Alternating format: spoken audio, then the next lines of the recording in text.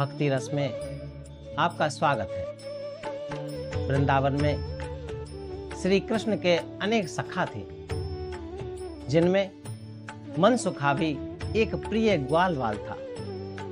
वो बहुत सरल, निष्कपट और कृष्ण प्रेम में डूबा हुआ बालक था। उसका जीवन अत्यंत साधारण था, लेकिन उसके हृदय में भगवान श्री कृष्ण के प्रति अटूट प्रेम था।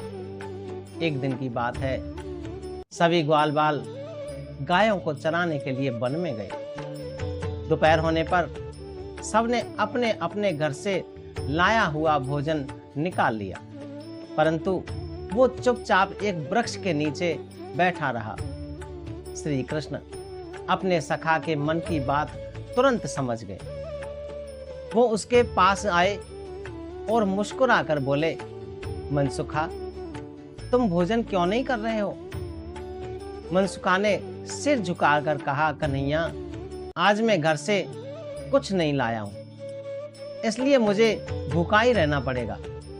श्री कृष्ण ने प्रेम पूर्वक उसका हाथ पकड़ लिया और कहा, तुम मेरे सखा हो, तुम्हारा भोजन और मेरा भोजन अलग कैसे हो सकता है? ये कहकर श्री कृष्ण ने अपने भोजन का भाग मनसुखा को दे दिया। फिर उन्होंने अन्य ग्वाल वालों से भी कहा कि वो अपना भोजन सबके साथ बांटें। कुछ समय बाद श्री कृष्ण ने मनसुखा की परीक्षा लेने का विचार किया। उन्होंने अपनी माया से अनेक प्रकार के स्वादिष्ट व्यंजन प्रकट कर दिए और सभी ग्वाल वालों को खाने के लिए कहा, लेकिन मनसुखा ने उन व्यंजनों को देखा भी नहीं, कोई ध्यान नहीं दिया। वो केवल कृष्ण के मुखार बिंद को निहारता रहा। श्री कृष्ण ने पूछा, मनसुखा, तुम ये स्वादिष्ट पकवान क्यों नहीं खा रहे हो?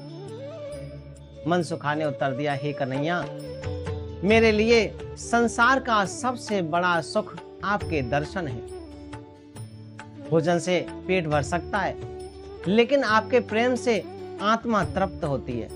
मनसुखा की ये बात सुनकर श्री कृष्ण अत्यंत प्रसन्न हुए। उन्होंने उसे गले लगा लिया और कहा कि जो भक्त सच्चे प्रेम से मुझे याद करता है, मैं सदा उसके साथ रहता हूं। इस प्रकार मनसुखा ने अपने प्रेम और भक्ति से भगवान श्री कृष्ण का हृदय जीत लिया। उसकी कथा हमें सिखाती है कि भगवान को धन, वैभव या बड़े उपहारों की आवश्यकता नहीं है।